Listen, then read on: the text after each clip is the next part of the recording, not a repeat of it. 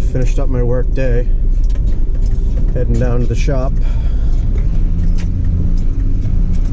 Figured I'd do a video I haven't done in quite a while, a couple of months anyways, kind of an update of, sorry about that sun in your eyes, kind of an update of the trucks and equipment and whatnot. I'm about to make a video on repairing my Husqvarna backpack blower that somebody ran straight gas in and seized it up.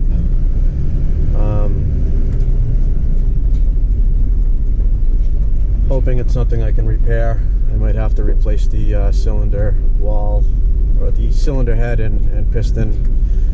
I'm hoping that I'm able to free it up.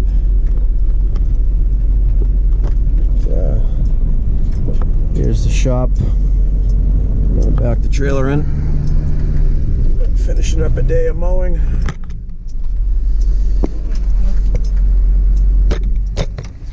Driving the 05 Sierra 3500 diesel 1-ton dually that I purchased recently. I'm not sure if I've got it up on video or not. I think I've just got it on Instagram.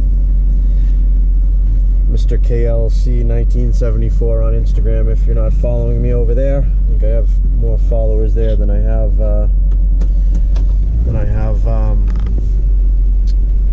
on YouTube. Maybe not, but didn't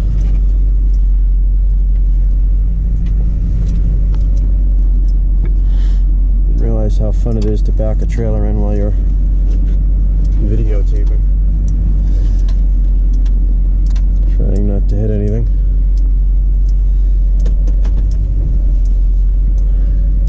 Of course, I started this whole backing up, coming in at an awkward angle because I'm holding the camera with one hand.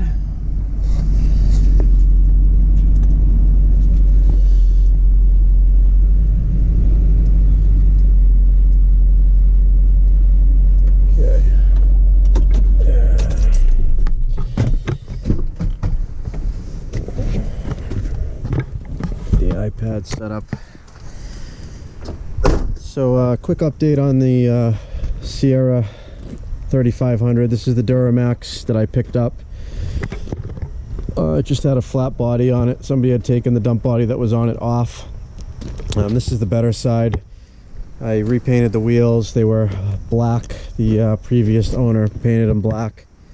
This has the Duramax 6.6 LLY, yes, LLY engine with 125,000 miles on it. I just put a new dump insert in it, the Downeaster.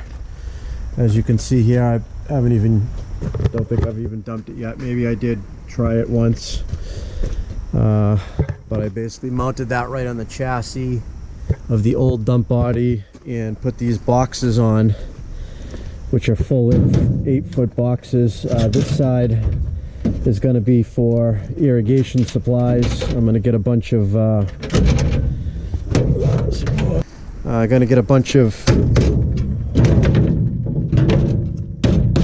bins to line all up in here for irrigation supplies and irrigation tools. Basically, this whole side is going to be irrigation stuff.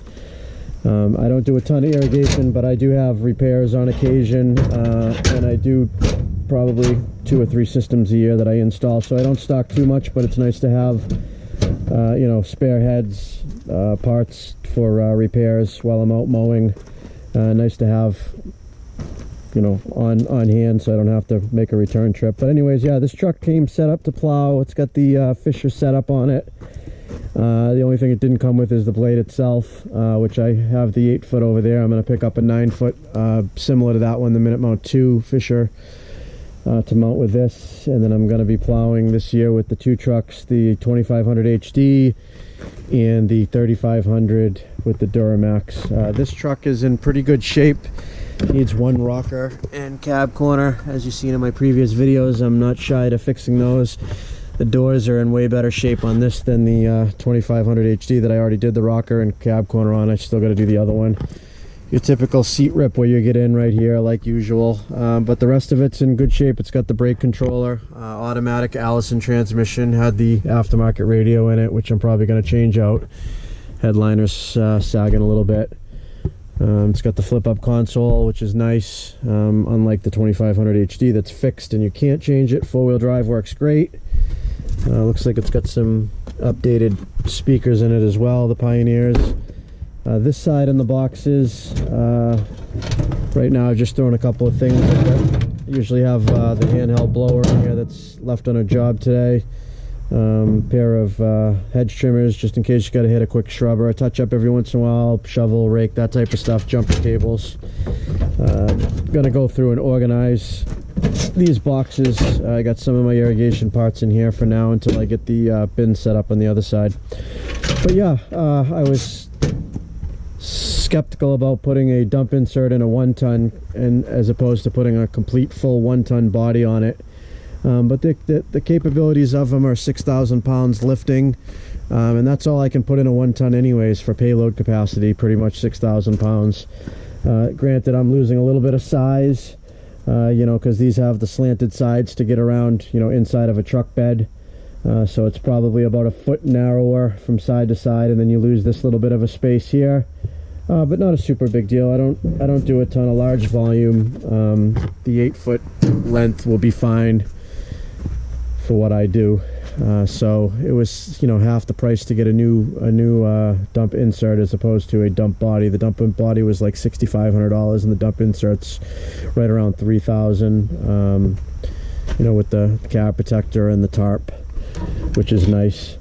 And then over to the 2500, as you might have also seen on Instagram, if you follow me there, I put a brand new set of some type of generic tires. I don't know what they were.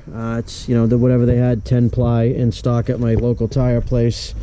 It was like $530 for all four installed, you know, balanced everything. I had repainted the wheels prior to mounting those up, so getting those basically ready for snow plowing as well. So I got some new traction.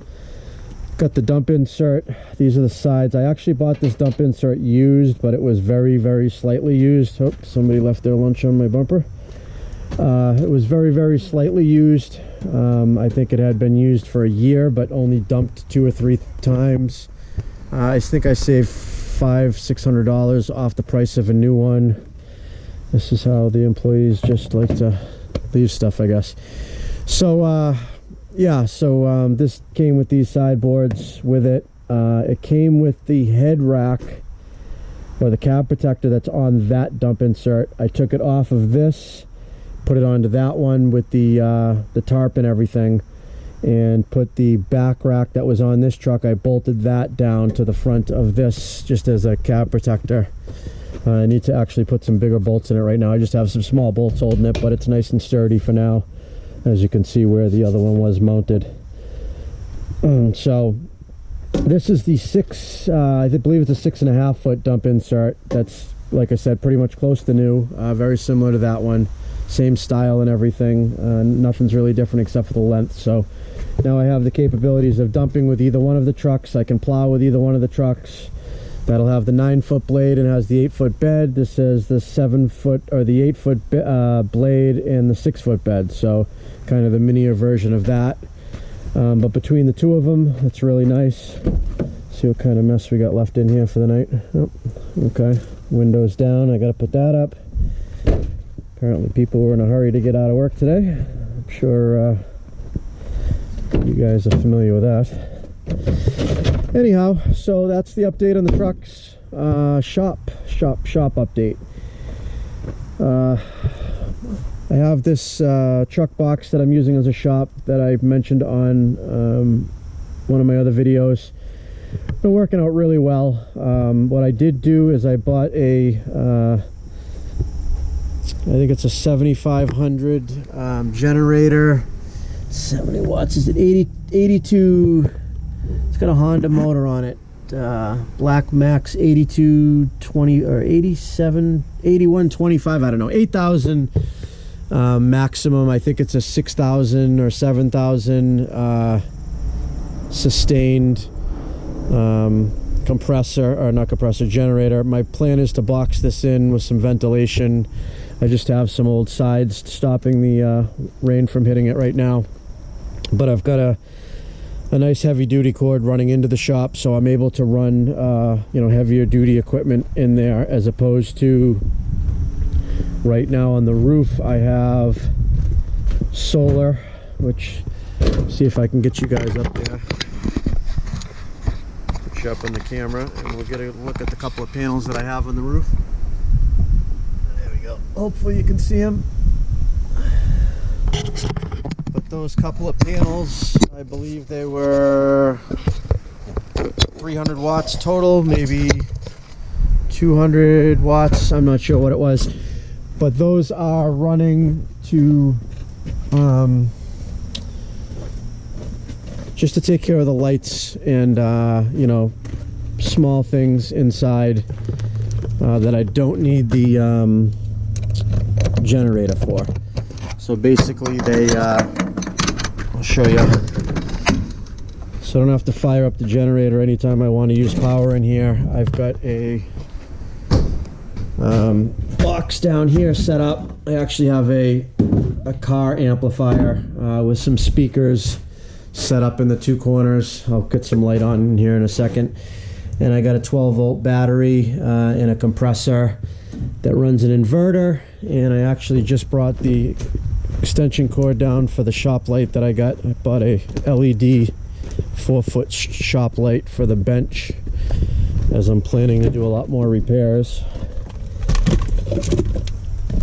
I'm using this more as a repair shop that it should be. And I brought my toolbox from the house garage down here as well. This lean-to or canopy setup, the I believe it was 12 by 20 or 10 by 20, whatever it is going to be kind of the garage to work on things. I keep the trailer under there, but when I'm going to work on something, I bring it in. That way, if it's raining, the sun's shining, snowing, whatever the case may be, I can at least stay dry. And I'm going to put a concrete pad, not actually a pad, I'm just going to use those pavers over there that I got off of a job. I have just the right amount to create a pad to work on. So, you know, jacking something up and laying on the ground is better than laying on this hard pack that I have now. So anyways, let me plug this in and get you some light here. So right now I've got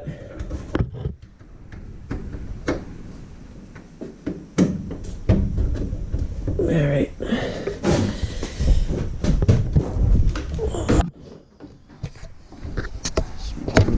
Organization. Never have the time for organization. Okay.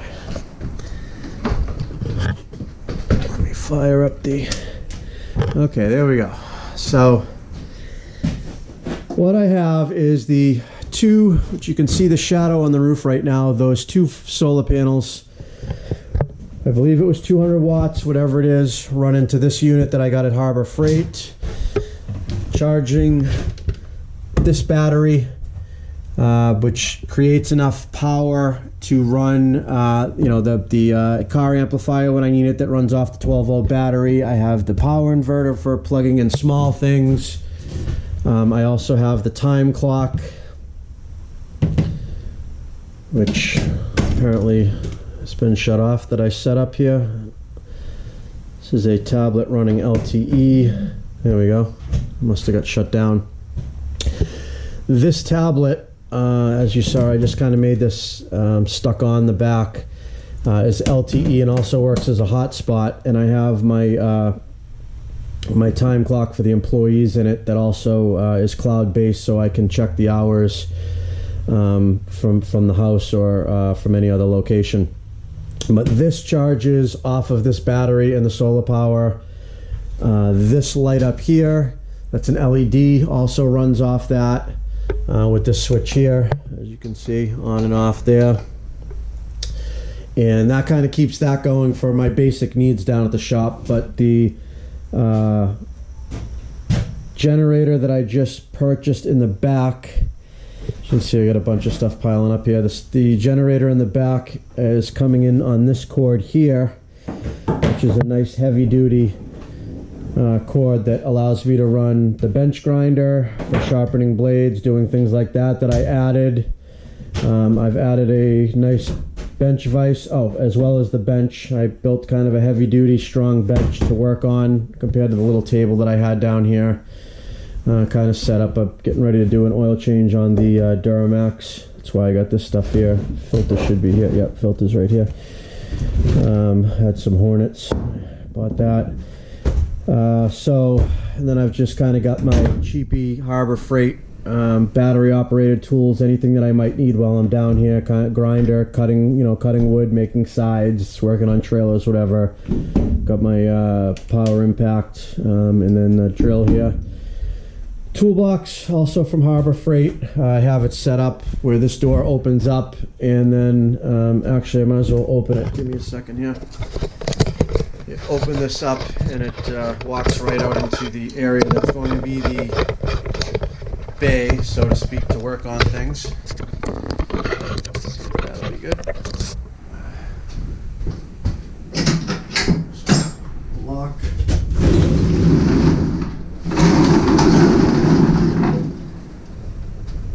Okay, and that allows me, as I said, to use this canopy kind of as a repair bay right off the shop. No monthly bills, besides the lot rent that I pay down here, which is very minimal. All my electricity is pretty much solar power and, off the generator if I want to bring down some gas, or I always have gas down here anyways. And basically my spot ends at these concrete right here. So this is my equipment trailer, truck and trailer here, truck over there. And as you can see, I just got a pile of stuff, rear end, that's got to go for scrap. The plow that I got to get in and get sandblasted soon. One of our spreaders. Like I said, this keeps the trailer and the mower out of the rain and makes a good spot to work on. And this here, got kind of a side tray that I can open up when the door's open for to use that as kind of a working spot to put tools when I'm working on something, which I've already done the water pump in the Duramax in this location, which was actually really nice to work out of right here. So again, I got the speakers up here that I could plug my phone right into through this cable, and that runs, like I said, off the car amplifier that I have down there. All I got to get a switch, but I just connect these wires, which is basically giving it the power to turn on. And I got the cheapo welder that I do little repairs with. I got a cutoff saw, 14-inch cutoff saw for metal for when you're welding.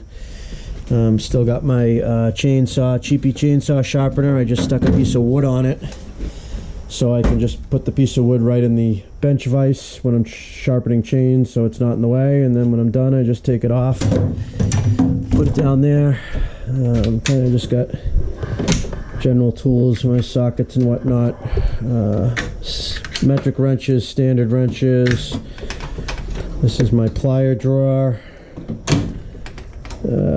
Kind of some different type of tools, tap and die sets, torque wrench, micrometer, some chisels, puller. This is a panel punch tool that I just picked up.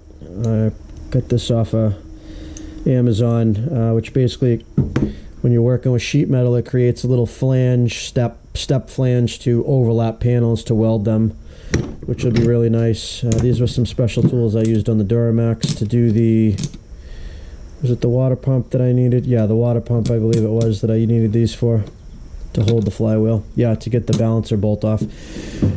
So, yeah, so that's pretty much the shop update. About to do a video, one of my, oh, there's the handheld blower that goes in my truck that I thought was on a job. It's actually a really nice blower. It's just got a bunch of overspray and dirt all over it. This thing is, believe it or not, like new, even though it's ugly looking.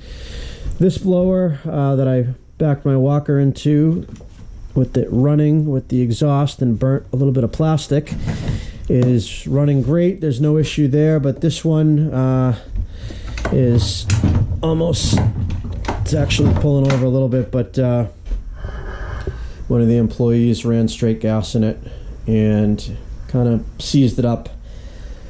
Luckily, they didn't try to run it too much longer after that. I'm pretty sure I'm going to be able to put a little oil in the cylinder maybe and free it up and get it running.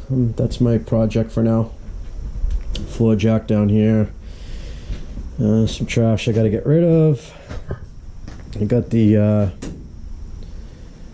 plate compactor under here, my electric concrete mixer, air compressor that runs off of the generator that I got. I got a spare irrigation timer here, some grass seed, little sandblaster kit that I picked up. I think it was like 20 bucks just for doing small parts that I'm going to run. Actually works really good. It'll be nice to do down here because I don't have to worry about picking the sand up. I just kind of let it fly. It doesn't really matter. Just keep adding sand to it for doing some minor sandblasting. Got my, yeah, nothing new up there. Pretty much the same stuff that I've had there. But shop update, I did, like I said, I built this bench, added all this stuff here, kind of hung it up, got the toolbox down here, the LED light that runs off of the solar, which is nice. That won't run like all day. I leave this on all day because I have a video camera that runs off the tablet hotspot. This is actually the time clock program that I use right here. It's called Homebase. That you can give each employee a code and just punch in and out, and that's why the last person must have shut it down. I usually just leave that running on the screen. But anyways, yeah, so that works out really well. This is on a unlimited plan. It's a LTE tablet. You know, I think I got it for pretty much free through my provider, and that runs a hotspot that runs this video camera as well as the one right up there that allows me to see the outside of the yard and the inside of the shop, and it warns me anytime somebody comes down here, which is pretty nice. And there's no way to cut the power to eliminate it. It's already started recording you at that point, and it's in the cloud, so there's no videotape or anything to recover. If you know, the thief would basically be on video no matter what. There's really no way around that. Not that I'm challenging it, but it's a pretty good system for barely any money. You know, just the tablet and a couple of cameras. You know, rudely and crudely set up, but that always stays running. Actually, let me see if I can pull it up on the phone here. I'll pull up the app. This is it here. It's called Momentum that my cameras run. And you can see right here, shop and yard, it's showing that they're both offline right now because I probably shut down the hotspot. Actually, let me get that. I'll show you guys how that works because it might be something you're interested in. Hotspot.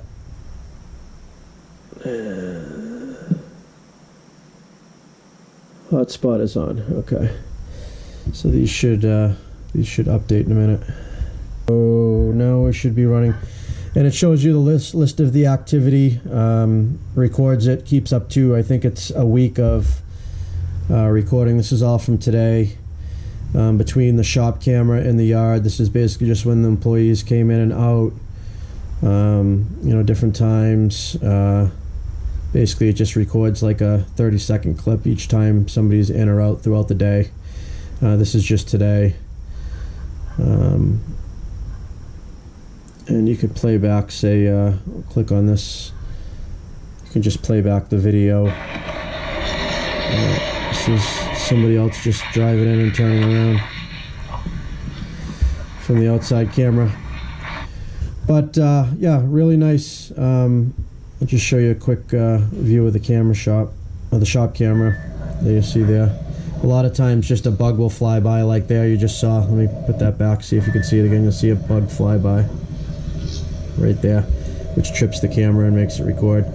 But I leave this light on all the time up here, so at night too you can actually see. It has a night vision mode also, but you can see really good with it. So basically I got a shop with a 50 by 50 yard area where I can store mulch, all my equipment. I have a shop that I own, even though it's just a box. Electricity's free for the most part, besides an occasional gas that I need. and I have security cameras. You know, basically, I don't think you could do it any more efficiently money-wise than I have it set up down here. This whole setup is literally costing me about $100 a week just for my rent in the lot that I have down here.